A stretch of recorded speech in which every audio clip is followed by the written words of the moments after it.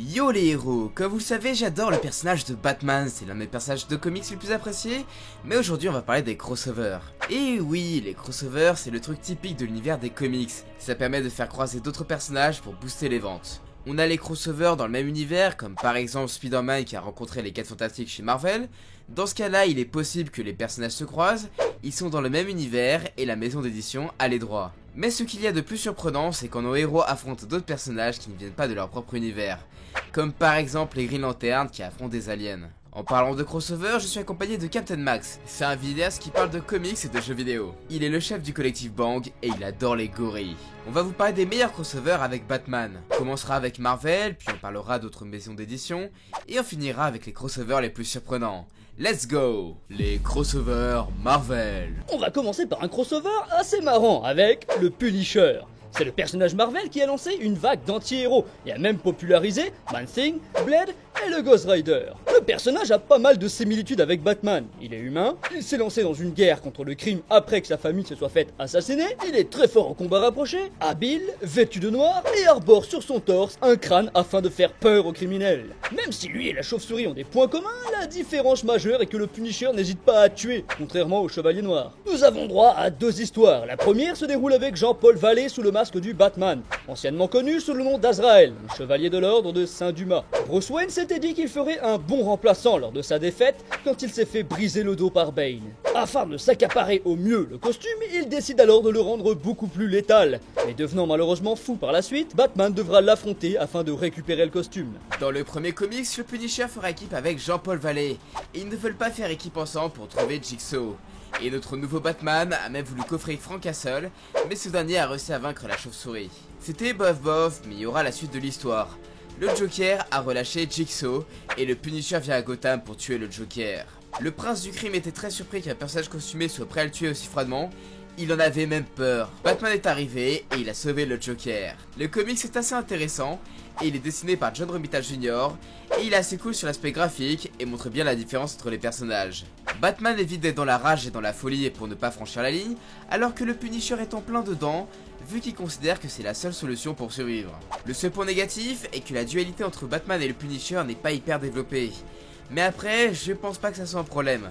Le concept de tuer ou laisser vivre les criminels a déjà été abordé dans les Daredevil, et connaissant le tempérament du Punisher, je pense pas qu'il débattrait à fond alors que sa proie est en train de s'échapper.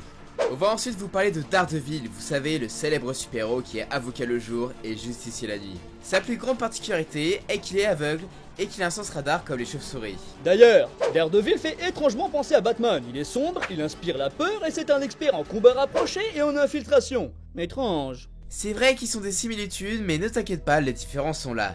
L'univers de Matt Murdock est très différent. Mais revenons aux comics.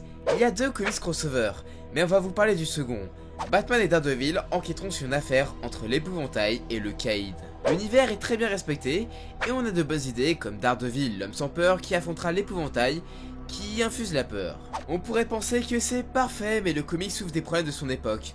C'est assez kitsch et c'est pas très intéressant quoi. On va plutôt parler du crossover entre Batman et Spider-Man. Je ne vais pas vous faire la présentation du grimpeur, je pense que tout le monde le connaît. Dans ce comics qui nous présente les plus grands héros de tous les temps, leurs ennemis Carnage et le Joker sont traités dans un institut afin d'être soignés. Mais vous vous en doutez sûrement, ça ne marchera pas. Bon, même si on a des vilains et des héros de choix, ce n'est pas très intéressant. C'est très étonnant de ne pas voir Carnage s'attaquer au Joker lorsque celui-ci le troll. Ouais, Carnage n'était pas très bien présenté, et l'univers de Spider-Man passe moyen avec celui de Batman. On perd tout le fun habituel du personnage. En revanche, la suite du comics est un peu plus cool. Le caïd tentera de sauver sa femme et s'alliera à Ra's al Ghul afin de trouver un remède. Et même si ce n'est pas le meilleur comic de tous les temps, c'est marrant. On a une vraie histoire, des moments assez cool et on a le droit à une superbe image qui prouve le respect que nos deux héros se portent. D'ailleurs, dans les histoires que je vous ai présentées, les super-héros font partie du même monde. Spider-Man parlera même de Superman et de la Justice League. Batman contre les autres maisons d'édition.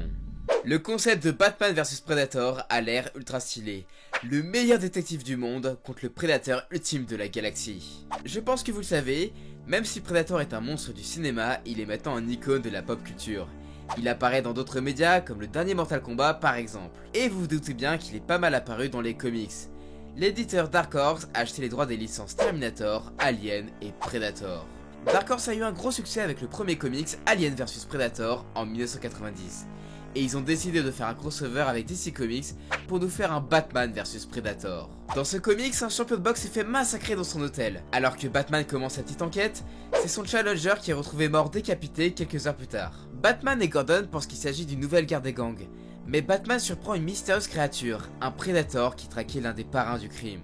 Et étonnamment, le Predator n'a pas attaqué Batman dans le dos, il souhaite combattre Batman avec honneur. Lorsque le Chevalier Noir affrontera le Predator, il se fera défoncer. Le Predator est beaucoup plus fort, plus rapide et plus mortel. Notre Batou se fera soigner pendant pas mal de temps et il reviendra affronter le Predator avec une armure de guerre. Le comics est très fun. L'univers du Predator est respecté, il ressemble beaucoup à celui des films, c'est sympathique à lire même si ça reste classique. C'est très beau pour le côté graphique, on reprend des idées de Frank Miller comme une Gotham extrêmement sombre et l'armure fait penser à celle de Dark Knight Returns. Et après ce comics, on aura plein de crossovers entre Dark Horse et DC Comics. Batman affrontera des Predators, il affrontera même des aliens, et d'autres héros de DC Comics affronteront plein d'extraterrestres. Si vous souhaitez lire un comic sympathique montrant un affrontement entre un monstre du cinéma et une des légendes du comics, je vous recommande le comics. Vous connaissez peut-être Judge Dredd grâce aux 2 films éponymes ou encore grâce à son apparition dans le jeu Broforce. Pour ceux qui ne le connaissent pas, c'est en quelque sorte le policier ultime. Implacable et inhumain, il fait régner la loi dans Mega City One, la ville du 22e siècle. Les juges ont la possibilité d'arrêter, de condamner et d'exécuter. Ouais, ça paraît énorme, mais dans une ville de plus de 400 millions de criminels potentiels, il faut bien ça pour faire respecter la loi. Joe Dredd est l'agent le plus efficace et le plus incorruptible. Il fait notamment équipe avec le juge Psy Anderson, qui a même des pouvoirs psychiques. Pour affronter des ennemis très coriaces comme les juges noirs, ils sont équipés d'armure et d'un casque afin de se protéger. Et ils ont aussi un pistolet qu'ils sont les seuls à pouvoir utiliser. Maintenant qu'on a fait la présentation de l'univers de Judge Dredd, on va vous parler du crossover.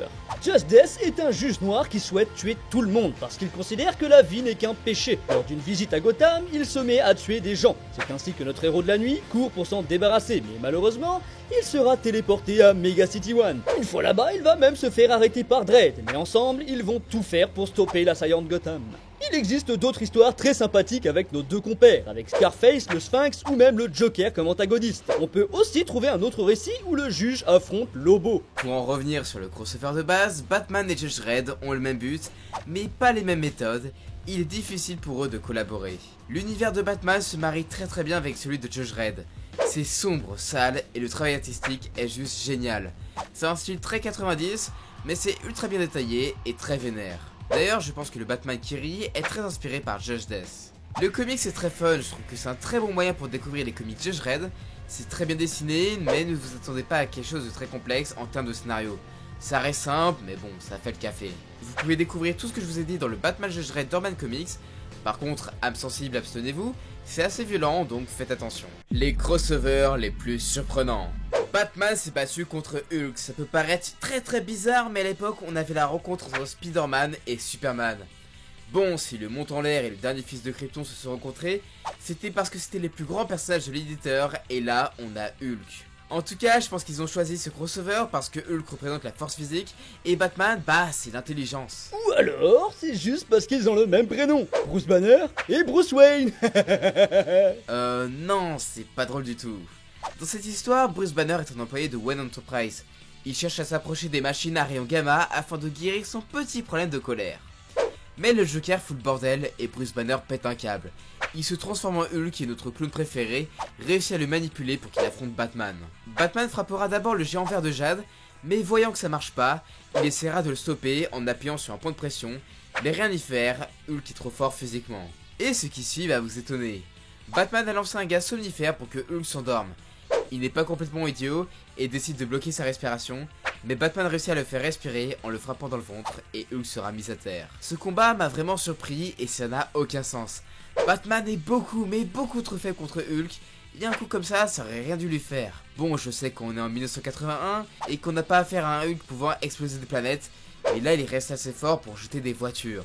Le comics Batman et Elmer Fudd fait partie des très nombreux crossovers qu'il existe entre DC et les Looney Tunes. On a notamment pu voir Wonder Woman et le Diable de Tasmanie, ou encore Lobo contre Roadrunner. Mais le plus surprenant de la liste reste quand même celui que l'on va vous présenter aujourd'hui. La copine d'Elmer Fudd a été assassinée. Seul suspect pour lui, Bruce Wayne. Batman sera donc traqué par notre chasseur et devra donc enquêter afin de prouver son innocence. On se retrouve tout de suite embarqué dans une excellente ambiance polar des années 30. Quand on pense aux Looney Tunes, en général, on s'imagine tout de suite un truc burlesque et des couleurs explosives de partout. Mais le scénariste Tom King a réussi à nous offrir un autre aspect qui colle exactement avec les personnages. Si à la base ce crossover pourrait paraître être une mauvaise idée, le comics nous prouve tout le contraire, avec un humour grinçant et un univers très sombre. Et je ne veux pas vous spoiler, mais il y a également une partie du comics en cartoon, c'est très marrant. Et là, on va parler de mes coups de cœur.